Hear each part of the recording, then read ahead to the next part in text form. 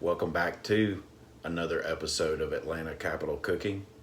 Today we'll be making a herb breaded pork chop with thyme and Parmesan cheese and the breading. It's a really good recipe and you're sure to enjoy it. Let's get started.